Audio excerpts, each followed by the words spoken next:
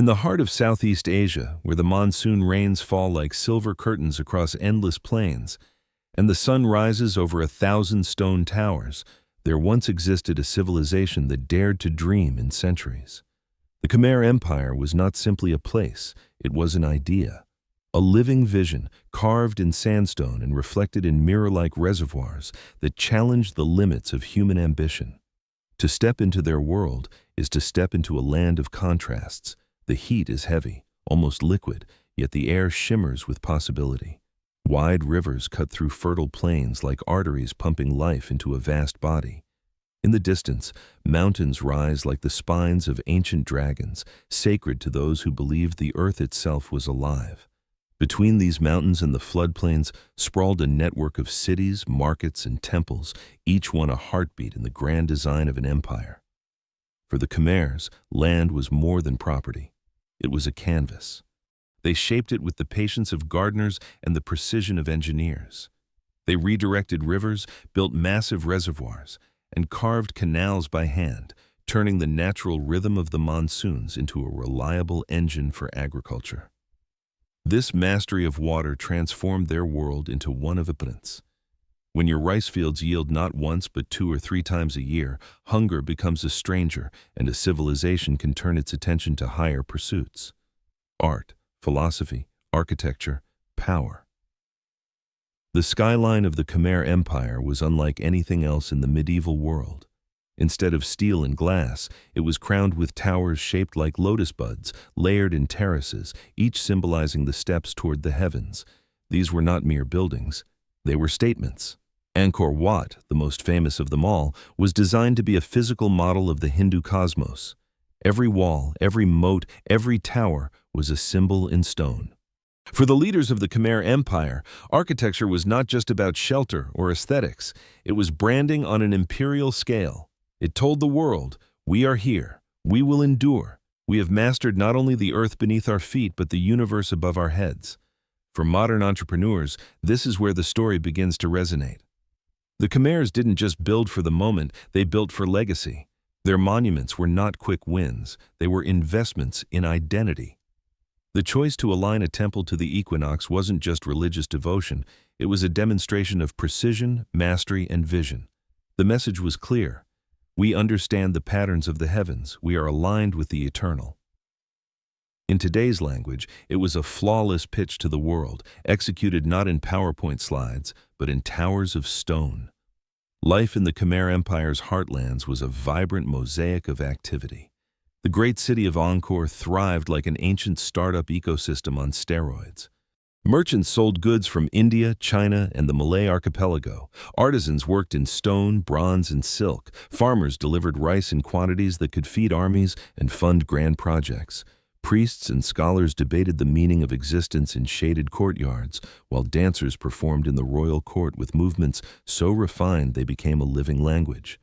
The air was alive with the mingling scents of incense and fresh fruit, the clang of blacksmiths' hammers, the rhythmic chanting of monks, and the occasional call of traders announcing their wares. This was the hum of a civilization in full stride, a sound that would have been as inspiring to hear in the 12th century as the buzz of a successful product launch feels today.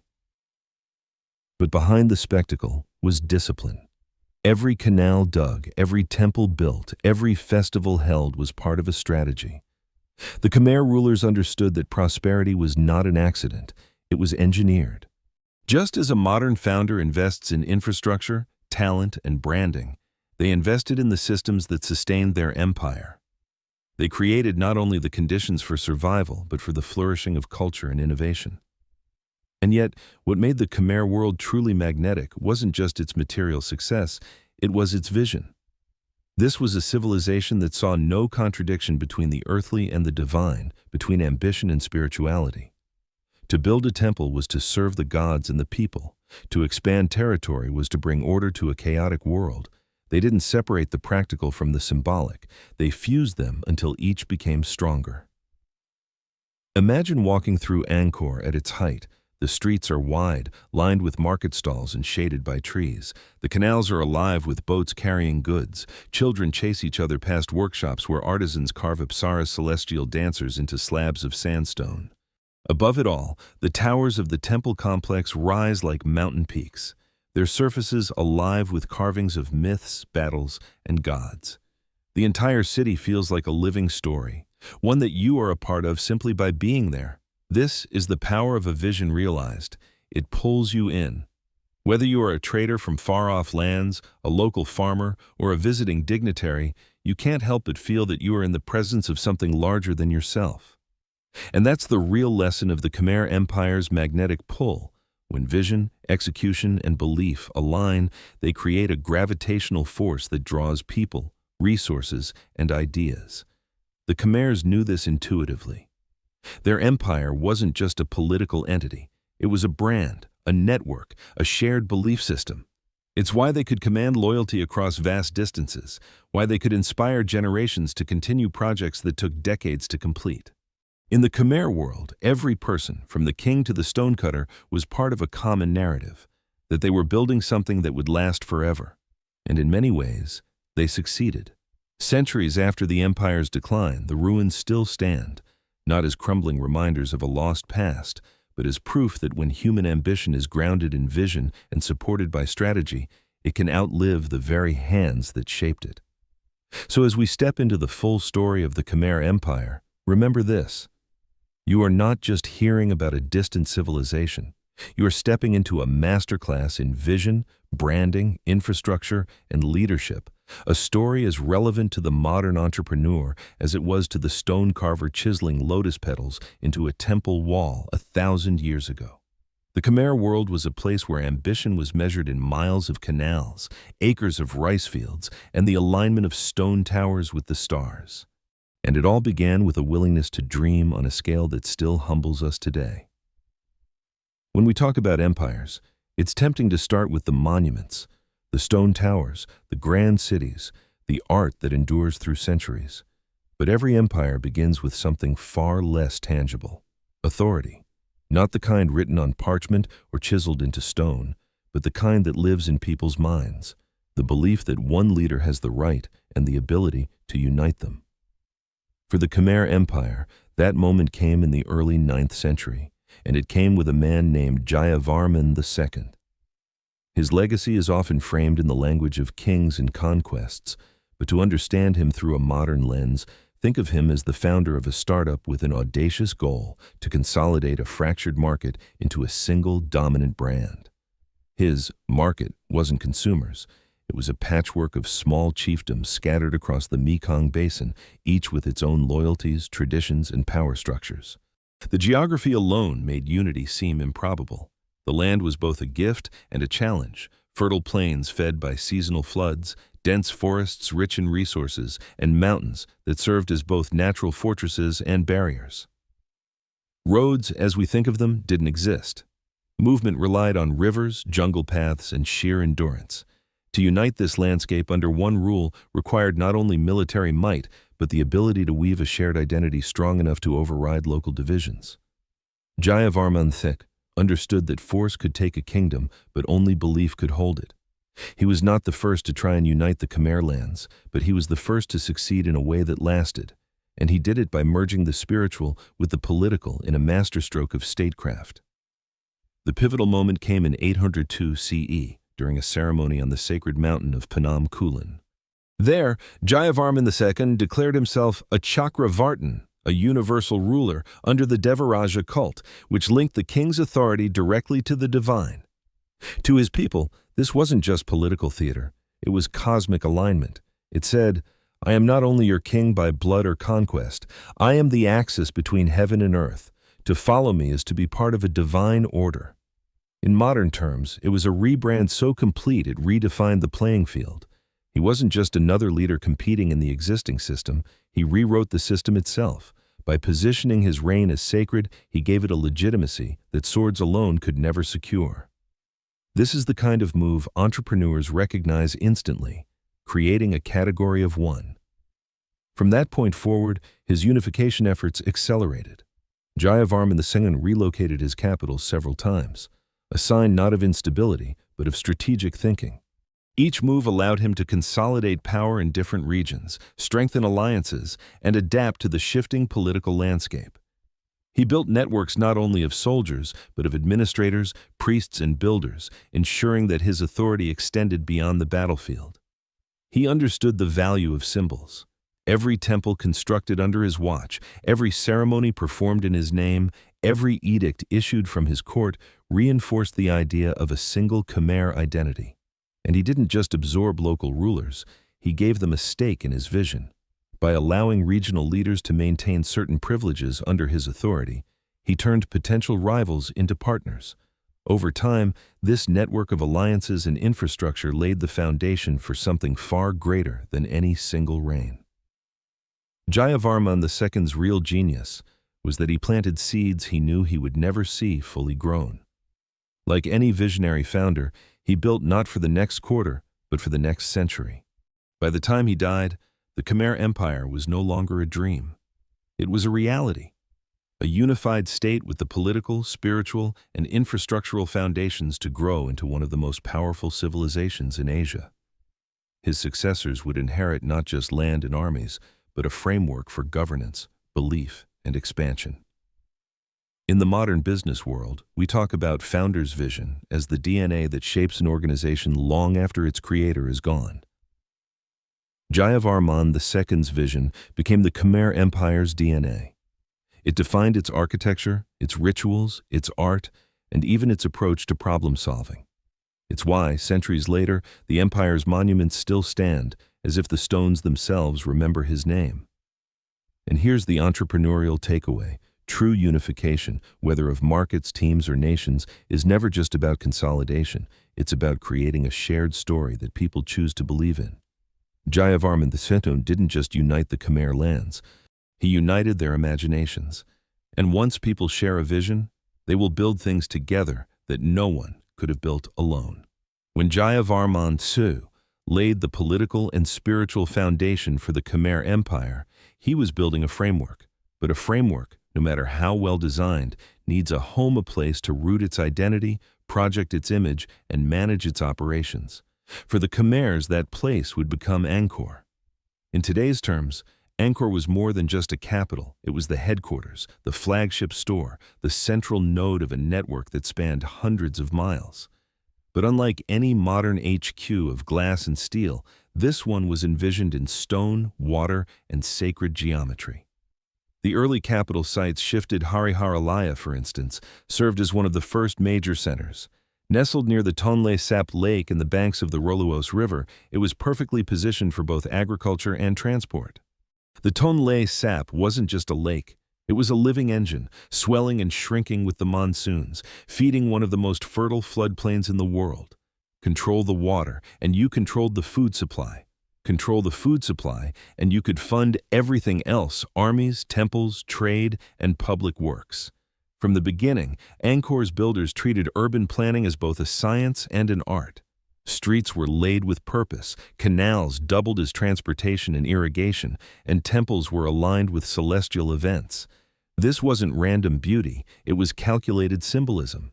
Each major temple was a map of the cosmos, with Mount Meru, the mythical center of the universe, represented by the central tower. Surrounding moats stood for the oceans that encircled the world. To the people who lived there, this design wasn't abstract. It was a daily reminder that they lived in the center of a divine order. And to visitors, whether traders, diplomats, or rival rulers, it was a statement. The Khmer Empire doesn't just occupy land, it organizes the universe. That's where the concept of brand comes in. For modern entrepreneurs, a brand is the distilled essence of what your organization stands for. Visible in your logo, your product design, your messaging. For the Khmers, the logo was the skyline of towers, the endless reliefs of gods and warriors, the precision of alignment with the sun and moon.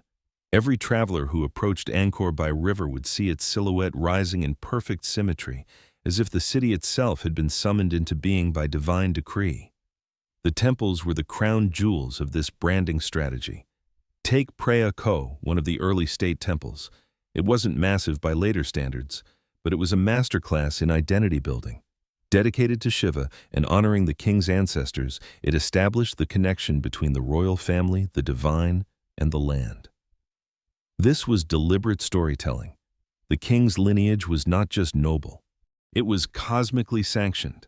Bakang Hill, crowned with the Phnom Bakang Temple, took this to another level. Built as a temple mountain, it literally elevated the king's spiritual authority above the city. From its heights, you could see the entire landscape, fields, water, and the beginnings of a city that would one day rival any in the world. But branding wasn't limited to architecture. The city itself was designed to function in ways that reinforced the empire's power. Markets bustled with goods from as far away as India and China. Roads extended like veins, carrying resources to and from the heart. The combination of abundance and order created a magnetic pull. If you were a trader, Angkor was a destination you couldn't afford to skip. If you were a craftsman, it was a place where your skills could flourish under royal patronage. And like any great brand, Angkor had layers. There was the public face grand processions, monumental gates, the overwhelming scale of temples. But there was also the backstage, the reservoirs and canals that kept the city alive, the workshops where artisans carved sandstone into stories, the administrative systems that managed everything from taxation to temple construction. It's important to remember, this was long before cranes, steel, or modern concrete. Every stone was quarried, transported, and placed by human hands. The logistics alone were staggering. Moving multi-ton blocks across miles of terrain required ingenuity that today's project managers would admire. Temporary canals were dug to float stones into place, and teams of specialists coordinated everything from quarrying to final ornamentation. This was infrastructure as strategy. For a modern startup founder, the lesson is clear. Your headquarters, your flagship, isn't just where you work. It's a statement of who you are. If it's sloppy, people will assume your vision is sloppy. If it's precise and awe-inspiring, they'll assume your vision is just as strong. Angkor was designed to awe, and it worked. By the end of its early phase, Angkor wasn't just a capital, it was a gravitational center. Resources flowed to it, talent migrated toward it, and its reputation began to extend far beyond its borders. The Khmer Empire had not only a political base but a visible, tangible embodiment of its power and vision. This was the stage on which future kings would play out their ambitions. It was here that Suryavarman II would later commission Angkor Wat, and Jayavarman VII would launch a wave of construction unmatched in Southeast Asia. But in these early years, the blueprint was already in place. Combined strategic location, engineering mastery, symbolic architecture, and an unshakable narrative. And you don't just build a city, you build the heart of an empire. If Angkor was the heart of the Khmer Empire, then water was its lifeblood. Without it, the temples would have been nothing more than beautiful shells, and the capital would have been just another city struggling against the seasons. But the Khmers didn't leave their fate to chance or to the mercy of the monsoons. They engineered their environment on a scale so ambitious that even today, with satellites and drones, we are still piecing together how they did it. To understand their achievement, you have to understand their challenge. The Khmer homeland was blessed with fertile soil, but cursed with extremes. During the monsoon months, the rains would come in torrents, flooding the plains and swelling the Tonle Sap Lake until it was several times its dry season size. Then, as the rains ended, the region would swing to the opposite extreme: dry heat, cracked earth, and shrinking water sources. For most societies, this cycle meant feast followed by famine. You stored what you could in the wet season and hoped it lasted until the next rains. But the Khmers looked at this cycle and saw not a problem, but an opportunity. If they could control the water, capture it, store it, move it where and when it was needed, they could break free from the limits of nature and turn Angkor into a perpetual engine of abundance. And so, they began one of the most remarkable feats of environmental engineering in history: the creation of the Angkorian hydraulic system. It started with reservoirs, massive, man-made lakes known as barays. The East Baray, completed in the 10th century, was over 4 miles long and nearly a mile wide, capable of storing millions of cubic meters of water. Later, the West Baray would surpass even that, stretching nearly 5 miles and feeding an intricate network of canals. These weren't decorative ponds, they were precision tools. Water could be released to irrigate fields during dry months, ensuring that crops could be grown year-round. Canals extended like veins from these reservoirs, carrying water to distant rice fields and then channeling excess back toward storage or out to the Tonle Sap. The system was dynamic, able to adapt to changing conditions. Some canals served double duty as transportation routes, moving not only water but also goods and people. For the farmers, this meant stability. They weren't just at the mercy of the weather. They could plan, plant, and harvest with confidence. Surplus rice flooded the markets, feeding a population that may have exceeded 1 million people at Angkor's peak. That surplus didn't just fill bellies, it fueled everything else. It allowed laborers to work on temple construction instead of subsistence farming. It supported armies that could defend and expand the empire's borders. It created the wealth that paid artisans, funded festivals, and attracted merchants from across Asia. From a modern entrepreneur's perspective, this was pure scalability. The Khmers had found their growth engine, one that turned natural volatility into a competitive advantage. They weren't reacting to the environment, they were actively shaping it. That mindset is timeless. It's the same principle that drives a founder to automate a process, build a logistics network, or create a platform that supports exponential growth. What's even more impressive is that the Khmer water system was designed for resilience. Its builders understood redundancy. If one canal became clogged or one reservoir ran low, others could pick up the slack. The system was not dependent on a single point of failure. For centuries, it absorbed seasonal shocks, weathered droughts, and adapted to gradual changes in climate. This mastery of water gave the Khmer Empire something rare in the medieval world: predictability. In an age when most cities rose and fell with the harvest, Angkor could sustain massive building projects and maintain a standing population larger than any European city of its time. It could fund long-term plans because its leaders knew they had a reliable base of resources. Of course, like all great systems, it required constant maintenance. Silt had to be dredged from canals, embankments repaired, and flow carefully managed. This ongoing effort meant that water management wasn't just an engineering project. It was a permanent feature of governance. Kings gained legitimacy not only from temples and conquests, but from keeping the water flowing. If the reservoirs dried or the canals failed, it wasn't just an agricultural crisis, it was a political one. The Khmer's hydraulic revolution was so advanced that when French archaeologists first surveyed Angkor in the 19th and 20th centuries, they struggled to comprehend its scale. Only with modern aerial photography and satellite imagery did the full picture emerge: a network covering hundreds of square miles, a human-made ecosystem designed to keep a civilization alive and thriving. It's easy to stand in front of Angkor Wat today and see only the stone. But the truth is, those temples are just the visible tip of the iceberg. Beneath them, literally and figuratively, was the water system that made them possible. Without it, the Khmer Empire could never have reached the scale or longevity it did. For anyone building something today, the lesson is as clear as the reflection in a still reservoir at sunrise. Control your inputs. Find the resource, whether it's water, data, capital, or talent, that fuels your growth, and master it.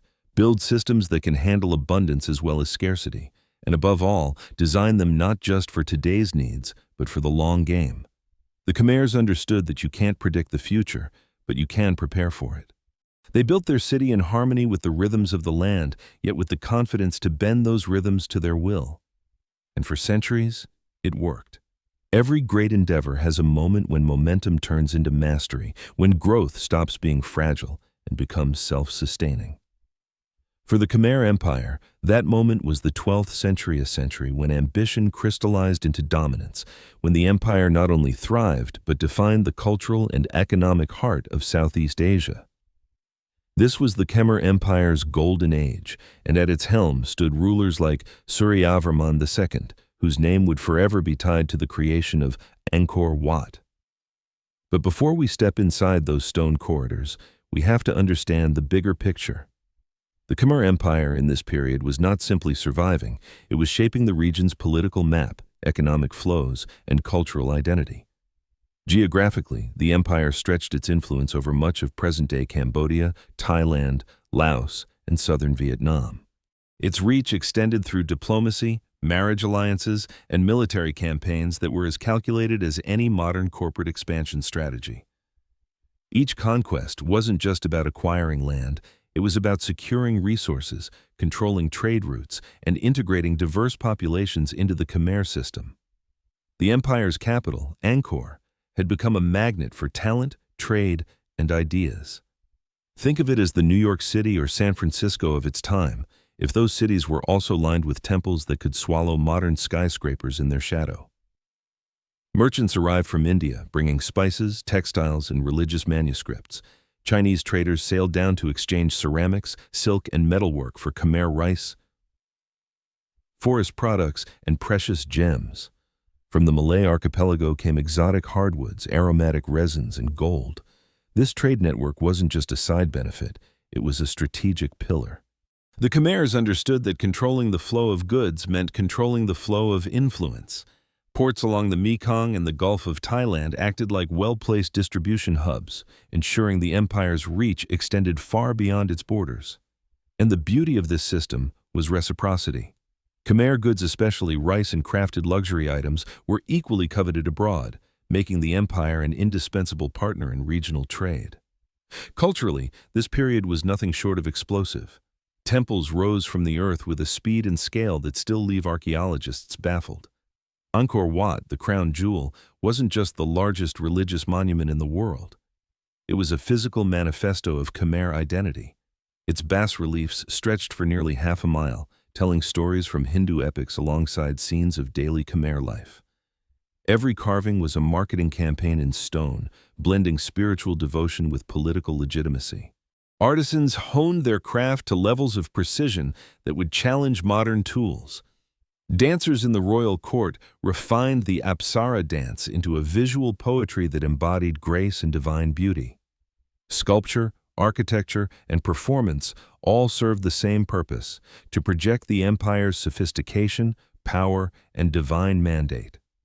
For the common citizen, life in the Golden Age meant a stability rare in the medieval world. The empire's mastery of water management ensured steady food supplies. Markets bustled with local produce and imported luxuries. Pilgrims, scholars, and traders mingled in temple courtyards, exchanging ideas as freely as goods. It was a multicultural environment that fueled innovation in everything from art to agriculture. This period also saw a remarkable blending of religious traditions. While Hinduism remained a strong influence, Buddhism, especially Mahayana, began to shape the empire's spiritual landscape. Rather than causing friction, this fusion enriched Khmer culture, allowing for a diversity of temples, rituals, and philosophies. In a modern sense, the Khmer Empire was building a brand that could adapt to multiple markets without losing its core identity. Politically, the empire's leaders were astute managers. They invested in infrastructure, not only in temples and water systems, but also in roads, bridges, and rest houses for travelers. This investment kept goods and people moving, reinforcing the empire's cohesion. It was as if they understood that an empire, like a company, is only as strong as its logistics. The Golden Age was also a time of bold architectural experimentation. Temples like Bayon, with its serene stone faces gazing out in all directions, captured both the power and the humanity of the rulers. These faces weren't abstract. They were likely modeled after the king himself, a reminder to all who entered the city that his watch was constant and his authority all-encompassing. From an entrepreneurial perspective, this was the era when the Khmer brand reached peak market penetration.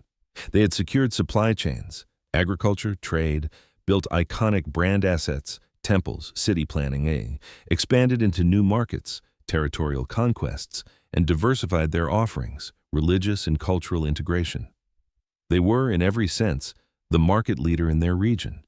But as any seasoned founder knows, the Golden Age is both a triumph and a trap. Success creates momentum, but it can also breed complacency.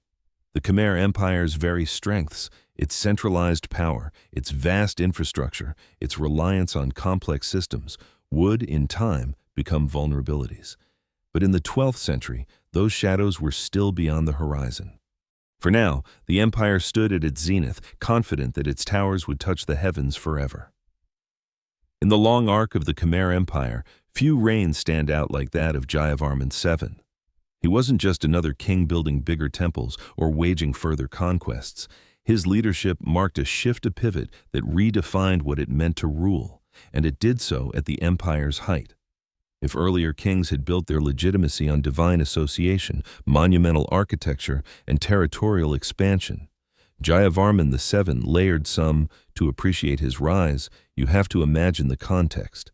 The empire had just endured a period of turbulence. Angkor had been sacked by the Cham seafaring warriors from present-day Vietnam, and the humiliation ran deep. This was more than a military defeat. It was a blow to the empire's confidence, a crack in its image of invincibility. When Jayavarman VII ascended to the throne in the late 12th century, he didn't simply restore what was lost. He reimagined the role of king. He understood that military strength was essential, yes, but so is the health, stability, and morale of his people. He would lead not just as a ruler but as a healer. His Buddhist faith, particularly the Mahayana tradition, shaped this vision. In Mahayana thought, the ideal is the bodhisattva, a being who attains enlightenment but chooses to remain in the world to help others find it too. Jayavarman VII embraced this ideal and infused it into the machinery of state. In the carvings of Bayan Temple, his own face appears again and again, serene, almost smiling, not as an aloof god-king, but as a watchful, benevolent guardian. One of his first priorities was rebuilding the capital in both spirit and stone. He launched a construction wave unlike anything Angkor had seen before. Bayan, his state temple, rose at the very center of the city, a mountain of stone faces looking out in every direction, as if to say, "I see you. I protect you." The temple's corridors burst with carvings, not only of celestial beings, but of ordinary Khmer life markets, fishing scenes, processions blurring the line between the divine and the daily. But Jayavarman VII's vision extended far beyond temples. He understood infrastructure as a tool of compassion and cohesion. Across the empire, he ordered the construction of more than 100 rest houses along major roads, places where travelers, merchants, and pilgrims could find shelter and safety. He commissioned hospitals, not just in the capital, but throughout the provinces, stocked with herbal medicines and staffed by attendants. In an age when most rulers viewed health as a personal matter, Jayavarman VII made it a matter of state. The scale of his public works was staggering. Roads were repaired and extended, binding the far corners of the empire into a tighter network. Reservoirs were restored and expanded, ensuring that water, the foundation of Khmer prosperity, flowed reliably to farmers. This was the kind of investment in infrastructure that modern business leaders recognize as the difference between short-term gains and long-term stability. Even his military campaigns bore the stamp of his vision. When he retaliated against the Cham for their earlier invasion, he didn't just drive them out. He folded new territories into the Khmer sphere, securing trade routes and expanding the empire's economic base. Every conquest was followed by integration, roads, rest houses, and temples that tied the new lands into the Khmer system. For the entrepreneurs and builders of today, there's a clear lesson in his approach. Leadership is not just about seizing opportunities, it's about creating systems that make those opportunities sustainable. Jayavarman VII wasn't satisfied with the empire simply bouncing back from crisis. He wanted it to emerge stronger, more resilient, and more connected than before. Of course, such ambition came with costs. His building projects consumed enormous resources and labor. The temples of his reign, Bayan, Thom, Preah Khan, were not modest endeavors. Each was an entire complex, intricately carved and symbolically charged. But in these works, we see the essence of his leadership. Every stone laid was a message. Thom, for example, was dedicated to his mother and conceived as a functioning monastery and university, housing thousands of monks, dancers, and workers. Preah Khan was dedicated to his father and similarly served as both temple and administrative center. These weren't isolated religious sites. They were multi-purpose institutions blending faith, education, governance, and community support. In an era when power was often measured in the number of soldiers you could field or the height of your walls, Jayavarman VII measured it in the number of people who could walk a safe road, drink clean water, or pray under a roof that he had built. He embedded compassion into the empire's brand, turning benevolence into a political strength. And perhaps that's why his reign still feels modern. He understood something that transcends centuries, that the real legacy of leadership isn't just in monuments, but in the systems and values that outlive you. By the time of his death, the Khmer Empire was larger than it had ever been. its infrastructure more sophisticated, its cultural identity more defined. His successors would inherit not only an empire at its peak, but a model of leadership that proved power and empathy could coexist, and that the most enduring empires, like the most enduring companies, are built not just for the ruler's benefit, but for the good of everyone they touch. After Jayavarman VII's ambitious reign, the empire began facing mounting challenges. Climate changes brought unpredictable cycles of droughts and floods, stressing the complex water system. Maintenance declined, leading to reduced agricultural yields. Wars with neighboring kingdoms, especially Siam, Ayutthaya, drained resources. Internal power struggles weakened central authority. The once seamless system that connected the empire began to fray. In 1431, Ayutthaya forces invaded and captured Angkor. This was not just a military loss. It was the symbolic collapse of the Khmer heart. The royal court relocated south toward Phnom Penh, closer to maritime trade. Angkor's vast temples and water systems were abandoned, slowly reclaimed by the jungle. The empire's power shifted from inland agriculture to coastal commerce, marking the end of an era. Over the following centuries, the Khmer heartlands faded from regional politics. However, local communities never forgot the temples. They remained sites of worship and cultural memory. In the 19th century, French explorers rediscovered Angkor for the outside world, sparking global fascination and archaeological study. Today, the Khmer Empire's ruins are not just tourist sites. They are symbols of vision, resilience, and ambition. For modern entrepreneurs, the lessons are timeless. Build systems that endure, adapt to change before crisis forces you, and balance power with purpose. The Khmers remind us that while empires can fall, ideas and the will to create can outlive centuries. The stones of Angkor stand silent now, their faces weathered by centuries of sun and rain, yet they still speak. They speak of kings who dreamed in decades, not quarters. Of engineers who moved rivers and built cities aligned with the stars, of a people who believed their work could outlast them, and were right. The Khmer Empire may have yielded to time, but its legacy remains carved into the earth, a reminder that vision, discipline, and courage can turn even the most improbable dream into reality. For anyone building something today, whether it's a company, a piece of art, or a life on your own terms, the lesson is simple. Greatness isn't a moment. It's a series of choices made consistently and pursued with clarity of purpose. The Khmers did not simply respond to the world, they shaped it. And even when their empire faded, the impact of their choices endured. As you step away from this story, think about your own Angkor. What is the thing you are building that will still matter when you're gone? What systems will carry your vision forward, and how will you balance ambition with the humanity that gives it meaning? If this journey through the Khmer Empire has sparked something in you, an idea, a question, a renewed sense of purpose, then stay with us. Subscribe to the channel, join this community of thinkers and builders, and let's keep exploring the stories that remind us what's possible when vision meets will. The next chapter might just be yours.